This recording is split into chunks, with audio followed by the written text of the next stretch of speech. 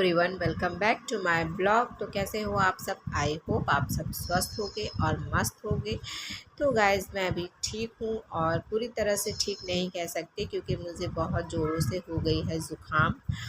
और मैं ले रही हूँ स्टीम, और ये स्टीम के लिए जो मशीन है वो मैंने मंगाई थी अमेज़ोन से, और 2 साल हो गया है अभी, लेकिन इसमें मुझे कोई दिक्कत नहीं आई है। तो काफ़ी अच्छा चल रहा है और बहुत ही कम प्राइस में मुझे ये मिला था। तो गाइज़, अगर आप मेरे चैनल पर पहली बार आ रहे हैं तो प्लीज़ मेरे चैनल को लाइक कर दीजिएगा, सब्सक्राइब कर दीजिएगा और अपने दोस्तों में शेयर कर दीजिएगा और प्यारा प्यारा कमेंट करिएगा और ब्लॉग में बने रहिएगा। तो स्टीम लेने के बाद मैं सीधे आ गई किचन में क्योंकि मुझे बनानी थी रोटियाँ। तो रोटी ज़्यादा नहीं बनानी है, बस 3-4 रोटियाँ ही बनानी है दोपहर के लिए। क्योंकि बच्चों का ऐसा है कि वो स्कूल से आने के बाद फिर रोटियां नहीं खाते हैं, क्योंकि टिफ़िन में पराठे वगैरह ले गए रहते हैं। तो फिर वो दोपहर में दाल चावल ही खाते हैं। सिर्फ मैं अपने लिए ही रोटियां बना के रख रही हूँ दोपहर के लिए। तो ये रोटियां मेरी बन गई हैं और मैंने अभी तक नाश्ता नहीं किया हुआ है, तो मैं अपने लिए 2 पराठे भी बनाऊँगी। तो ये पराठे जो है, ये 4 कोने वाले मैं पराठे बना रही हूँ। ये पराठे बनाना मुझे मेरी सासू माँ ने सिखाया था। पहले मैं 3 कोने वाला ही पराठा बना पाती थी, लेकिन ये उन्होंने मुझे ये सिखाया है, तो फिर मैं अब इस तरह से मुझे ज़्यादा अच्छा लगता है पराठा बनाना। तो मैं ऐसे ही इसको बनाती हूँ। तो बाल मैंने अभी नहीं खोला हुआ है क्योंकि बाल मेरे इस समय बहुत झड़ रहे हैं, तो मैंने नहा के टॉवल लपेट लिया था बाल में।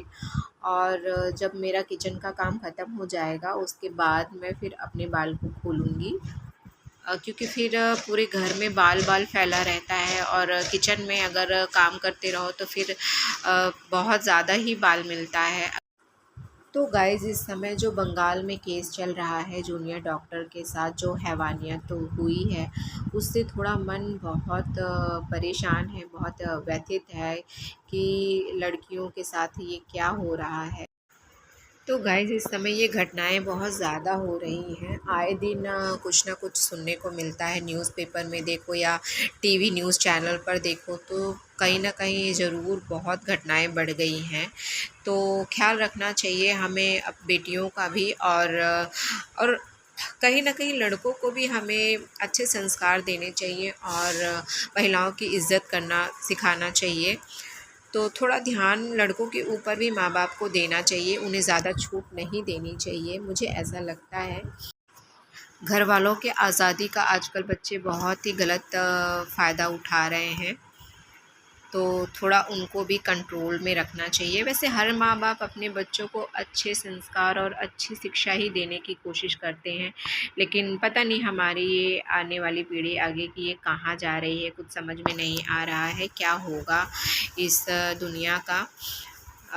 ऐसा लगता है कि सच में कलयुग एकदम जो है अपने चरम पर है। तो गाइस, इसी के साथ साथ मेरे बर्तन धुल गए और किचन मैं साफ़ कर लूँगी क्योंकि अब सारा काम हो गया है मेरा। तो किचन का काम बिल्कुल ख़त्म हो गया है लगभग। तो किचन वगैरह साफ़ करने के बाद फिर किचन का काम एकदम से ख़त्म हो जाएगा। तो ये मैं टाइल्स वगैरह भी पीछे की साफ़ कर लेती हूँ क्योंकि छौंक वगैरह लगाते हैं तो टाइल्स पे छिट्टे चले जाते हैं। तो लगे हाथ में इसको भी डेली साफ़ कर लेती हूँ।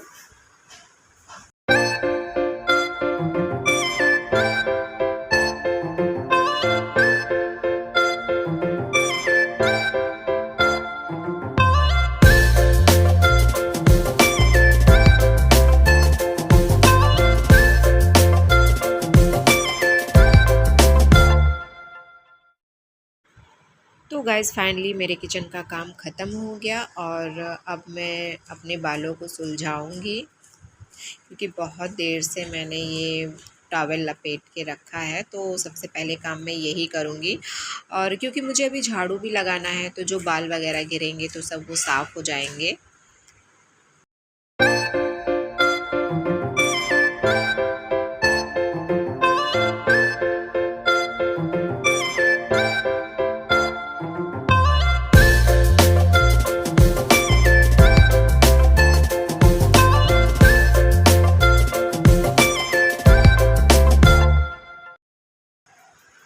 सोफ़े का कवर वगैरह झाड़ लेंगे, क्योंकि बच्चे इसी पे बैठते हैं, खाते हैं, तो कुछ ना कुछ ये गिर जाता है इसके ऊपर।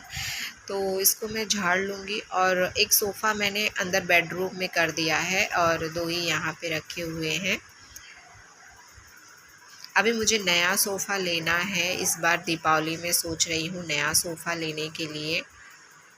तो अगर पॉसिबल होगा तो इस दीपावली मैं अपने घर के लिए नए सोफ़े लूँगी।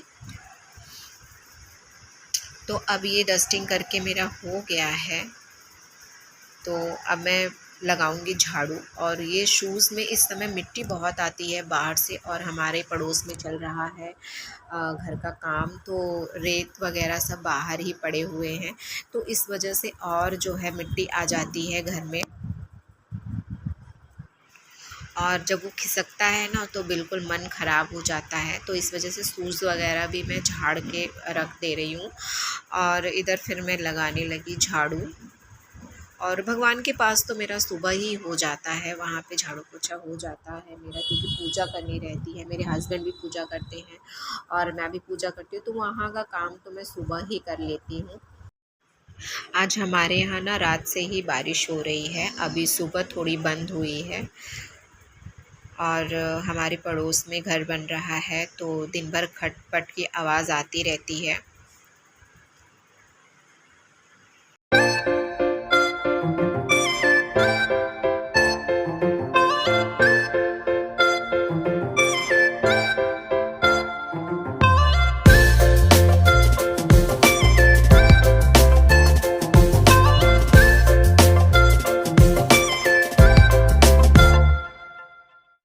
तो झाड़ू लगा के मेरा फाइनली हो गया, और अब मैंने निकाला है अपना अस्त्र पोछा लगाने वाला।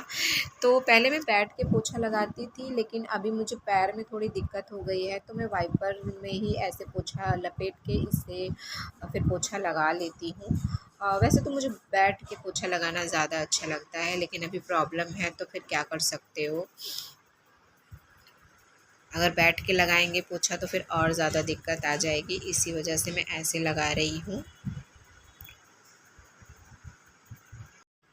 और बारिश की वजह से गंदगी भी ज़्यादा नहीं होती है, मतलब धूल उतना ज़्यादा नहीं आता है, और बिल्कुल साफ़ बना रहता है घर। और एक तो मेरे घर में छोटे बच्चे भी नहीं हैं, मेरे बच्चे बड़े हो चुके हैं, तो इस वजह से भी घर मेरा साफ़ सुथरा रहता है। टाइल्स वगैरह मेरी हमेशा चमकती रहती है।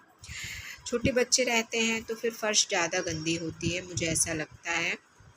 तो पोछा लगा के मेरा हो गया, और आज मैं थोड़ी-सी करूँगी बागबानी। मैंने एक कांच के जार में मनी प्लांट लगाया हुआ था, तो उसमें रूट्स बहुत ज़्यादा निकल आए थे।